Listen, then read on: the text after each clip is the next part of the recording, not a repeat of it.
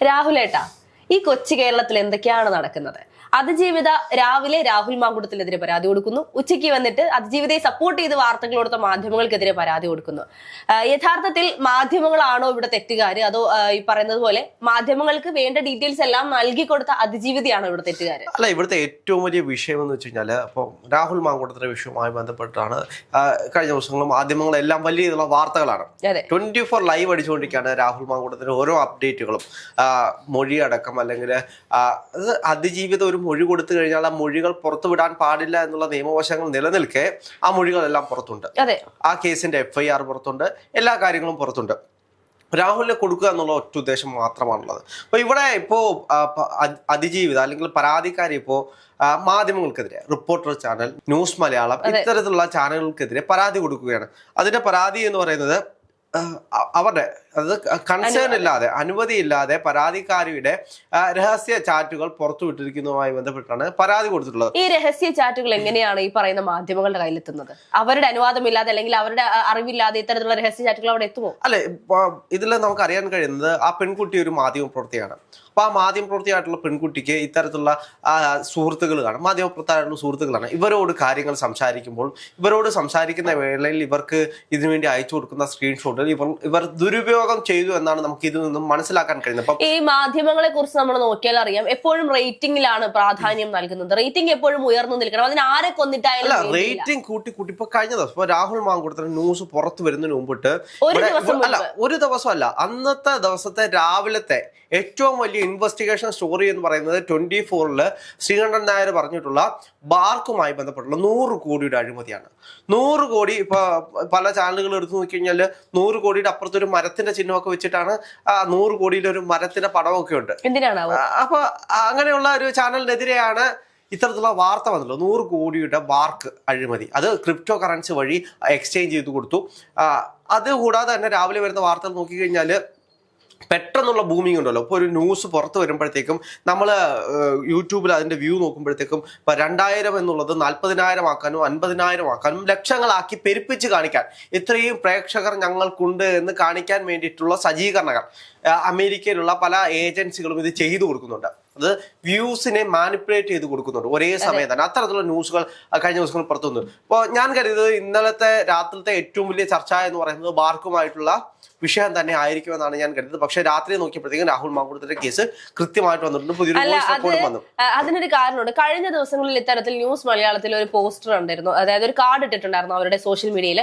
ഉച്ചയ്ക്ക് 1 മണിക്ക് വലിയൊരു ബോംബ് പൊട്ടുന്നു എന്നുള്ള രീതിയിൽ ആ 1 മണിക്ക് അവർ കൃത്യമായി പൊട്ടിച്ചു. അതുപോലെ തന്നെ ഇന്നലെ ഇവിടെ ഏറ്റവും കൂടുതൽ മാധ്യമധർമ്മം പറയുന്നതും ഇവിടെ ഏറ്റവും കൂടുതലും പരാതിക്കാർക്കെതിരെ അല്ലെങ്കിൽ അതിജീവിതയെ ചേർത്ത് പിടിക്കാനും അരുൺകുമാറിന്റെ ഒക്കെ ഒരു സംസാരം ഉണ്ടായിരുന്നു. ഇത് കണ്ടു കഴിഞ്ഞാൽ ഇൻട്രോ തന്നെ ഒരു ആർട്ടിഫിഷ്യൽ ആയിട്ടുള്ള സാധനമാണെന്ന് നമുക്ക് കാണുമ്പോൾ തന്നെ അറിയാം. പക്ഷെ അതിനൊക്കെ അപ്പുറത്തേക്കുള്ളൊരു വിഷയം എന്ന് പറഞ്ഞു കഴിഞ്ഞാൽ റിപ്പോർട്ടർ ചാനലിൽ തന്നെ 2 ആഴ്ചയ്ക്ക് മുമ്പിട്ട് ഒരു പെൺകുട്ടിക്കെതിരെ ഒരു പെൺകുട്ടി സോഷ്യൽ മീഡിയയിൽ വന്നിട്ട് പറയുകയാണ് തനിക്ക് അവിടെ അനുഭവപ്പെട്ട വിഷയം.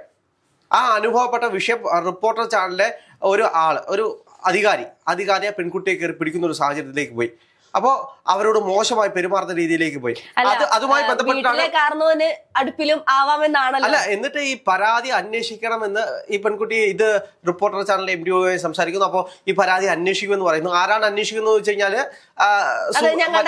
മറ്റേ ആറാ തമന്നാന്ന് പറയുന്നില്ലേ, ആരാണ് ഈ ട്രസ്റ്റിന്റെ ഉടമകൾ, അത് ഞാനും അപ്പനും സുഭദ്രയും. ആ രീതിയിലാണ് ആ കേസ് അന്വേഷിക്കുമെന്ന് പറഞ്ഞത് തന്നെ. അപ്പോൾ ഞങ്ങളുടെ തന്നെ കമ്മിറ്റി ഇത് അന്വേഷിച്ച് റിപ്പോർട്ട് ശേഖരിക്കുമെന്നുള്ള പറയുന്ന രീതിയാണ്. ഇപ്പം CPM-നെ സംബന്ധിച്ചാണെങ്കിൽ ഞങ്ങളുടെ പാർട്ടി കോടതി അന്വേഷിച്ച് ഞങ്ങൾ റിപ്പോർട്ട് കൊടുത്താളാം എന്ന് പറയുന്ന കൂട്ടാണ് റിപ്പോർട്ടർ ചാനലിന്റെ പാർട്ടി കോടതി അല്ലെങ്കിൽ റിപ്പോർട്ടർ ചാനലിന്റെ ചാനൽ കോടതി പറഞ്ഞിട്ടുള്ളത്. അപ്പം അത്തരത്തിൽ ധാർമ്മികത ഉണ്ടെങ്കിൽ അത്തരത്തിലുള്ള കേസുകൾക്കെതിരെ കൃത്യമായിട്ടുള്ള നിയമ നടപടി സമൂഹത്തിന് മുന്നിലേക്ക് പറയണമെന്നേ. സ്വന്തം ചാനലിലാണ് ഇത്തരത്തിലുള്ള പീഡനം നടക്കുന്നത്. അങ്ങനെ പറഞ്ഞു കഴിഞ്ഞാൽ അവരുടെ റേറ്റിംഗ് അത് വലിയ രീതിയിൽ ബാധിക്കില്ല. ഇതാവുമ്പോ ആരും അറിയാതെ അവരുടെ കാര്യങ്ങളെല്ലാം മറച്ചു വെച്ച് മറ്റുള്ളവരുടെ കാര്യങ്ങൾ, അതായത് ഇരുകാലിൽ മന്തുള്ളവർ ഒരു കാലിൽ മന്തുള്ള വ്യക്തിയുടെ ആ ഒരു മന്ത് ചൂണ്ടിക്കാണിക്കുന്ന ഒരു രീതിയാണ് ഇപ്പോൾ റിപ്പോർട്ടർ ചാനലൊക്കെ ചെയ്തുകൊണ്ടിരിക്കുന്നത്. അല്ല, ഇപ്പൊ ഇന്ന് രാവിലെ തന്നെ ഇപ്പൊ ശ്രീകണ്ഠൻ MP, അതായത് പാലക്കാടിന്റെ MP, അദ്ദേഹത്തിന്റെ അടുത്തേക്ക് എന്നിട്ട് ബൈറ്റ് ചോദിക്കുന്ന സമയത്ത് ചോദിക്കാണ് ഇത്രയും പരാതികളുള്ള സമയത്ത് എന്തുകൊണ്ടാണ് നിങ്ങൾ അദ്ദേഹത്തിനെതിരെ ഒരു തരത്തിലുള്ള നടപടി എടുക്കാത്തത്? അപ്പോ ശ്രീകണ്ഠൻ MP കൃത്യമായിട്ട് ചോദിക്കുന്നുണ്ട്, അങ്ങനെയാണെങ്കിൽ ഇത്രയും വലിയ തെളിവുകളുണ്ടെങ്കിൽ എന്തുകൊണ്ടാണ് ഇവിടുത്തെ പോലീസ് ഇതിനെതിരെ ആക്ഷൻ എടുക്കാത്തത്, അല്ലെങ്കിൽ ഇവിടുത്തെ നിയമ സംവിധാനത്തിന്റെ കയ്യിലല്ലേ ഇതിരിക്കുന്നത്, എന്നോടാണോ ഇത് ചോദിക്കേണ്ടത് എന്ന് പറയുന്ന ഒരു രീതിയിലേക്ക് അദ്ദേഹം പോകുന്നുണ്ട്. അല്ല, ഒന്ന് ആലോചിച്ച് നോക്കി, ഈ ഒരു വോയിസ് ഫസ്റ്റ് തുടക്കത്തിൽ തന്നെ റിപ്പോർട്ടർ ചാനൽ ഈ ഒരു വാർത്ത അല്ലെങ്കിൽ ഈ ഒരു ഡീറ്റെയിൽസ് ഒക്കെ പുറത്തു വിടുന്ന സമയത്ത് രാഹുൽ മാങ്കുടത്തിലുള്ള വീടിന് ചുറ്റും പോലീസുകാർ കാവൽ നിന്നു. പെൺകുട്ടി ഇപ്പോൾ പരാതി കൊടുക്കുമ്പോ തന്നെ അറസ്റ്റ് ചെയ്യാൻ. അല്ല, ഈ വിഷയത്തില് ഇപ്പോൾ നിലനിൽക്കുന്ന ഏറ്റവും വലിയ വിഷയം എന്ന് വെച്ച് കഴിഞ്ഞാൽ പെൺകുട്ടി ബലാത്സംഗം ചെയ്തു എന്ന് പറഞ്ഞിട്ടാണ് കേസ് കൊടുത്തിട്ടുള്ളത്. അതുകൂടാതെ തന്നെ വഞ്ചനാ കുറ്റം, വിവാഹ വാഗ്ദാനം നൽകി വഞ്ചിപ്പിക്കൂ എന്നുള്ള കേസാണ് അതിൽ വരാൻ പോകുന്നത്. നമുക്ക് അതായത് നിയമനിർദ്ദേശം അനുസരിച്ച്, അതായത് ഇവിടുത്തെ വക്കീലന്മാർ പറയുന്ന അനുസരിച്ച് ഈ വിഷയത്തിൽ ആ പെൺകുട്ടി പരാതിയുമായിട്ട് പോയി കഴിഞ്ഞാൽ കോടതിയിൽ ഇത് സ്റ്റാൻഡ് ചെയ്യില്ല എന്നാണ് പലരും പറയുന്നത്. അതിന്റെ പ്രധാനപ്പെട്ട കാരണം എന്ന് വെച്ച് കഴിഞ്ഞാൽ ആ പെൺകുട്ടി ഓൾറെഡി മാരീഡ് ആയിരുന്നു. അതായത് ഈ പരാതി കൊടുക്കുന്ന സമയം എന്ന് വെച്ചാൽ 1 വർഷം മുമ്പിട്ടാണ് ഈ കാര്യങ്ങൾ അരങ്ങേറുന്നത്. അപ്പം അന്ന് തൊട്ട് രാഹുൽ മാങ്കൂട്ടവുമായിട്ടും അതിനു മുമ്പിട്ടാണ്, ആ സമയത്താണ് പെൺകുട്ടി മറ്റൊരു വിവാഹം കഴിക്കുന്നത്. അപ്പം ഒരു വിവാഹം കഴിച്ചിട്ടുള്ള പെൺകുട്ടിയാണ് രാഹുൽ മാങ്കൂട്ടവുമായി മറ്റൊരു ബന്ധത്തിൽ ഏർപ്പെടുന്നത്. പിന്നീട് തെളിയിക്കേണ്ട മറ്റൊരു വിഷയം എന്ന് വെച്ച് കഴിഞ്ഞാൽ ഈ കുട്ടി രാഹുൽ മാങ്കൂട്ടത്തിൽ തന്നെയാണോ എന്ന് തെളിയിക്കേണ്ടിയിരിക്കുന്നു. അപ്പൊ ആ തെളിയിക്കേണ്ടിയിരിക്കാൻ തെളിവുകളൊന്നുമില്ല. ആ ഭ്രൂണം ഉണ്ടെങ്കിൽ മാത്രമേ പിന്നെ DNA ടെസ്റ്റ് നടത്തിയത് കണ്ടെത്താൻ പറ്റൂ. അപ്പൊ അതവിടെ നിലനിൽക്കുന്നത്. പക്ഷേ പിന്നീട് പോലീസ് ഇതിൽ രാഹുലിന്റെ ആണെന്ന് തെളിയിക്കാൻ വേണ്ടിയിട്ട് ഇവർ തമ്മിൽ ബന്ധത്തിൽ ഏർപ്പെട്ടുള്ള സമയവും ആ സമയം നോക്കിയിട്ട് ഈ ഒരു സമയമാകുമ്പോഴത്തേക്കും കുഞ്ഞ് ജനിക്കാനുള്ള സാഹചര്യങ്ങൾ നോക്കി അങ്ങനെയാണ് ഇതുമായി ബന്ധപ്പെട്ട് തെളിവുകൾ ശേഖരിക്കാൻ പോകുന്നത്. അപ്പോൾ ഇത് എന്താണ് ഇനി സംഭവിക്കാൻ പോകുന്നത്? ഇപ്പോൾ ധാർമ്മികതയുടെ പേരിൽ രാഹുൽ മാങ്കൂട്ടം നാളെ തന്നെ അല്ലെങ്കിൽ ഇന്ന് തന്നെ പോലീസിന് കീഴടങ്ങുകയാണെങ്കിൽ സംഭവിക്കാൻ പോകുന്നത് മറ്റൊന്നുമല്ല, ഇനി 1 മാസക്കാലത്തോളം രാഹുൽ മാങ്കൂട്ടം തന്നെയായിരിക്കും എല്ലാ ചാനലുകളും നിറഞ്ഞോടാൻ പോകുന്നത്. എല്ലാ ചാനലിന്റെയും ഹൈലൈറ്റ്സ് രാഹുൽ മാങ്കൂട്ടത്തിലായിരിക്കും. കാരണം രാഹുൽ മാങ്കൂട്ടത്തിനെ കൊണ്ടുപോകും. ഇപ്പൊ ധാർമ്മിക ആണല്ലോ, ഇപ്പൊ എല്ലാരും ചോദിക്കുന്നു രാഹുൽ എവിടെ ഒളിച്ചോടിപ്പോയോ, ഒളിവിൽ പോയോ? ഒളിച്ചോടി പോയില്ലെങ്കിൽ രാജ്യം വിട്ട് പുറത്തു പോകും, വിദേശത്ത് പോകും എന്നുള്ള അല്ല. രാഹുൽ മാങ്കൂട്ടം ഒളിച്ചില്ലെങ്കിൽ എന്താണ് സംഭവിക്കാൻ പോകുന്നത്? ധാർമ്മികതയുടെ പേരിൽ ഇന്ന് എന്നെ അറസ്റ്റ് ചെയ്തു, ഞാൻ ഇവിടുത്തെ നിയമവ്യവസ്ഥയ്ക്കെതിരായിട്ട് ഒന്നും ചെയ്തിട്ടില്ല, ധൈര്യമുണ്ടെങ്കിൽ എന്നെ അറസ്റ്റ് ചെയ്തു എന്ന് പറഞ്ഞ് പോലീസുകാരുടെ മുമ്പിലോട്ട് ചെന്ന് കൊടുത്തു കഴിഞ്ഞാൽ വിലങ്ങും കെട്ടി രാഹുൽ മാങ്കൂട്ടത്തിനെ തെളിവെടുപ്പിക്കാൻ വേണ്ടി കേരളത്തിന്റെ അങ്ങോളം ഇങ്ങോളം കൊണ്ടു നടക്കുന്നതും ഇന്ത്യയിലെ പല ഭാഗങ്ങളും കൊണ്ടു നടക്കുന്നതും നമ്മൾ കാണേണ്ടി വരും. 1 മാസക്കാലം ഇപ്പൊ ബാംഗ്ലൂർ പോകാൻ വേണ്ടിയിട്ട് ഇവിടുന്ന് നിയമനിർദ്ദേശം എടുത്ത് 1 മാസത്തിനുള്ളായിരിക്കും ബാംഗ്ലൂർ പോയി തെളിവെടുത്ത് കൊണ്ടുവരുന്നത്. അപ്പൊ അത്തരത്തിൽ 1 മാസക്കാലത്തോളം, അത് നിയമസഭാ തെരഞ്ഞെടുപ്പ് വരെ എങ്ങനെയെങ്കിലും രാഹുലുമായി ബന്ധപ്പെട്ട ഈ കേസ് ഇങ്ങനെ തെള്ളി നീക്കി കൊണ്ടുപോകും. അപ്പോൾ പിന്നീട് ആ വിഷ്വൽസ് ആയിരിക്കും രാഹുലിനെ വിലങ്ങിട്ട് കൊണ്ടുപോകുന്നതും അലമുറയിട്ട് ആളുകൾ കരയുന്നതും, അത്തരത്തിലുള്ള വിഷ്വൽസ്. പിന്നീട് ക്രൈം സ്റ്റോറി പോലെ ഭ്രൂണഹത്യയുടെ ചെറിയ ചുമന്ന, അതായത് ചാനൽ കണ്ട ക്രൈം സ്റ്റോറികൾ പോകുന്നുണ്ടല്ലേ, ആ പാറ്റേണിൽ ഒരു സ്റ്റോറിയൊക്കെ ക്രിയേറ്റ് ചെയ്ത് ഇവര് ലൈംഗിക ബന്ധത്തിൽ ഏർപ്പെടുന്ന നാള് തൊട്ടുള്ള ഒരു വരയുണ്ടല്ലോ, ആ വര ഇങ്ങനെ വരച്ചിട്ട് ഇവര് കണ്ടുമുട്ടുന്നത് ഇന്നാണ്, ഇവര് ചാറ്റ് ചെയ്യുന്നത് ഇന്നാണ്, ഇവര് ബന്ധത്തിൽ ഏർപ്പെടുന്നതാണ്, ഇവര് കുഞ്ഞു ജനിക്കുന്നതാണെന്ന് പറഞ്ഞിട്ട് ചാനലുകാര് മാപ്പ് ഉണ്ടാക്കും. അത് ഇവര് ബാംഗ്ലൂർ കണ്ടുമുട്ടുന്നത്, അത് ആദ്യത്തെ പുരുഷനുമായിട്ട് തുടങ്ങിയ ബന്ധം തൊട്ട് രാഹുൽ മാങ്കൂട്ടത്തിനെ കണ്ടുമുട്ടുന്നതും പിന്നീട് ഇപ്പൊ വരെയുള്ള ഓരോ കാര്യങ്ങളും, ഈ പദയാത്രയൊക്കെ നടത്തത്തില്ലേ, പദയാത്രയിൽ ഓരോ പോയിന്റിൽ ഇവരൊന്ന് സംസാരിക്കുന്ന പോയിന്റുകളില്ലേ, അതേപോലെയാണ് ഇവര് സംസാരിച്ചിട്ടുള്ള ഓരോ പോയിന്റുകളും കണ്ടെത്തി മാധ്യമങ്ങൾ നാളെ തൊട്ട് വാർത്തയടിക്കും. മാധ്യമങ്ങൾ ചെയ്യാൻ പോകുന്ന ഇതാണ്. ഇത്തരത്തിലുള്ള കണ്ടന്റുകളെ ഇത്രയും വിഷയം വരുമ്പോ നമുക്ക് ചോദിക്കാനുള്ളത്, അല്ലെങ്കിൽ നമ്മളെ പോലെയുള്ള ഏതൊരു സാധാരണ ഈ ഒരു വാർത്ത കാണുന്ന ഏതൊരു സാധാരണക്കാരൻ ചോദിക്കാൻ പോകുന്നത്, ബാർക്കുമായി ബന്ധപ്പെട്ടുള്ള പരാതി എവിടെ? അതിനേക്കാൾ ഉപരി ശബരിമലയുമായി ബന്ധപ്പെട്ടുള്ള വിഷയങ്ങൾ എവിടെ? അല്ല, മാധ്യമങ്ങളുടെ ധാർമ്മികത എന്ന് വെച്ച് കഴിഞ്ഞാൽ ഇപ്പൊ എല്ലാ മാധ്യമ പ്രവർത്തകരും പറയുന്നുണ്ട്, ആ മാധ്യമ പ്രവർത്തക എന്ന് പറയുന്ന ഇവരുടെ എല്ലാം സുഹൃത്തുക്കളാണ്, ഇവരുമായിട്ട് അത്രയും അടുത്ത് നിൽക്കുന്ന ഒരു സുഹൃത്താണ്. അപ്പോൾ ആ പെൺകുട്ടി ചെയ്തതിനകത്തൊന്നും തെറ്റില്ല എന്നാണ് പറയുന്നത്. അതായത് ഒരു പുരുഷനെ വിവാഹം കഴിച്ചു, ആ സമയത്ത് തന്നെ മറ്റൊരു പുരുഷനുമായിട്ട് ബന്ധപ്പെടുന്നു, പിന്നീട് അവിടെ അവർ തമ്മിൽ സംഘർഷമുണ്ട്, അവര് സ്നേഹത്തിൽ തന്നെയാണ് പോകുന്നതെന്നാണ് അറിയാൻ കഴിയുന്നത്. ഈ വിഷയങ്ങൾ നടക്കുമ്പോൾ ഇവർ സ്നേഹത്തിൽ പോകുന്നു, പിന്നീട് ഇവരുമായി ബന്ധപ്പെട്ട് എന്തോ തർക്കങ്ങൾ നടക്കുന്നു, അതിന്റെ പേരിൽ പരാതി എടുക്കുന്നു. അങ്ങനെ ഒരു സാഹചര്യത്തിലേക്കാണ് പോകുന്നത്. അപ്പോൾ മാധ്യമങ്ങളെ സംബന്ധിച്ച് ആ പെൺകുട്ടി മാത്രമേ മാനസിക വിഷമം അനുഭവിച്ചിട്ടുള്ളൂ എന്നാണ് അറിയുന്നത്. ഇപ്പൊ രാഹുൽ മാങ്കൂട്ടത്തിനെ സംബന്ധിച്ചാണെങ്കിൽ അദ്ദേഹത്തിന്റെ പൊളിറ്റിക്കൽ കരിയർ തന്നെ ഇല്ലാതായി.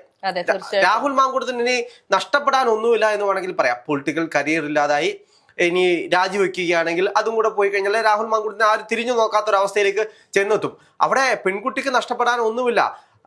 ഇപ്പോൾ പെൺകുട്ടിയെ പറ്റി ഇവരെല്ലാം പറയുന്നത് പെൺകുട്ടി അനുഭവിക്കുന്ന ട്രോമ, അതായത് ഒരു ശിശു ഒരു അമ്മയായിട്ടിരിക്കുന്ന സമയത്ത് അവർക്കുണ്ടാകാൻ പോകുന്ന വിഷമങ്ങളും അതിനെ ഇല്ലാതാകുമ്പോൾ അവർക്കുണ്ടാകുന്ന ബ്ലീഡിങ്ങും അതുമായി ബന്ധപ്പെട്ടുള്ള ട്രോമകളും ഇതിനെ പറ്റിയാണ് സംഭവിക്കുന്നത്. ഇതെല്ലാവരും അക്സെപ്റ്റ് ചെയ്യുന്നു. ഇത് അങ്ങനെ ഒരു ഇപ്പോൾ അതേസമയം രാഹുൽ മാങ്കൂട്ടത്തിൽ ഒരു മനുഷ്യനാണ് എന്നുള്ളത് ചിന്തിക്കണം. ആണുങ്ങൾക്കും മനോവിഷമം ഉണ്ടാവും, തീർച്ചയായിട്ടും ആണുങ്ങൾക്കും വിഷമം ഉണ്ടാവും. ഇവിടെ രാഹുലിനെ ന്യായീകരിക്കുമെന്നല്ല, അപ്പൊ അത് ഇവിടുത്തെ നിയമവ്യവസ്ഥ അനുസരിച്ച് അത് രാഹുൽ ചെയ്തിട്ടുള്ളതിൽ എന്തെങ്കിലും തെറ്റുകൾ ഉണ്ടെങ്കിൽ അതിന് വേണ്ടുന്ന ശിക്ഷ രാഹുൽ അനുഭവിച്ചേ മതിയാകൂ. അത് തന്നെയാണ് പറയാനുള്ളത്. അതേസമയം തന്നെ പെൺകുട്ടിയും അവിടെ തെറ്റ് ചെയ്തിട്ടുണ്ട്. രണ്ടുപേരും കുറ്റക്കാരാണ്. ആ അവസരത്തിൽ ധാർമ്മികമായി നമ്മൾ നോക്കുകയാണെങ്കിൽ രണ്ടുപേരും കുറ്റക്കാരാണ്. അപ്പൊ ഒരാളെ മാത്രം ചേർത്ത് പിടിച്ചുകൊണ്ട് ഇവിടുത്തെ മാധ്യമങ്ങൾ അടിക്കുന്ന ഏറ്റവും വലിയൊരു PR വർക്കുണ്ട്. അതായത് ഇര മാത്രമാണ് എന്നും ശരി എന്ന് പറയുന്ന ഒരു സ്റ്റേറ്റ്മെന്റ് ശരിയല്ല. അല്ല, ഈ പറയുന്ന മാധ്യമങ്ങൾ പൂർണ്ണമായും ഇരയ്ക്ക് ലഭിക്കേണ്ട നീതിയുടെ പുറകെ പോകുന്നതൊന്നും അല്ലല്ലോ. അവർക്കാണെങ്കിൽ പോലും എന്നും മുൻപിൽ നിൽക്കണം, എന്നും ജനങ്ങൾക്കിടയിൽ ചർച്ച ചെയ്യുന്ന ഒരേ ഒരു TRPക്ക് വേണ്ടിയിട്ട് അടിച്ചുണ്ടാക്കുന്ന പല വാർത്തകളുമാണ്. പല മാധ്യമ പ്രവർത്തകരും സ്വന്തമായിട്ട് അടിച്ചിറക്കുന്ന പല കാര്യങ്ങളും ഉണ്ട്. ഇവിടുത്തെ പല കോടകളാണെങ്കിലും പല ആളുകളുടെ, ഇപ്പം സുരേന്ദ്രൻ തന്നെ ഇന്ന് പറഞ്ഞിട്ടുണ്ട് 15 പെൺകുട്ടികളും ഒരു ആൺകുട്ടിയുമായാണ് രാഹുൽ മാങ്കൂട്ടത്തിന്റെ ബന്ധം. 15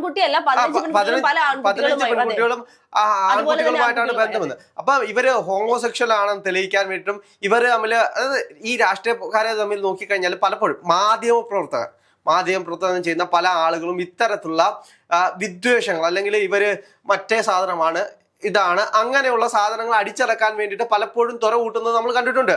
ഇപ്പോൾ ഇവരുടെ ഈ ക്യാമറയുടെ മുന്നിലിരുന്ന് ഇത്തരത്തിലുള്ള മോശപ്പെട്ട കാര്യങ്ങളാണ് പല ആളുകളെയും പറ്റി പറഞ്ഞു കൂട്ടുന്നത്. അപ്പൊ ഇത്തരത്തിലുള്ള മാധ്യമ പ്രവർത്തനം ചെയ്യുന്നവരുടെ ധാർമ്മികത എന്താണ് എന്നുകൂടി നമ്മൾ അന്വേഷിക്കേണ്ടതുണ്ട്.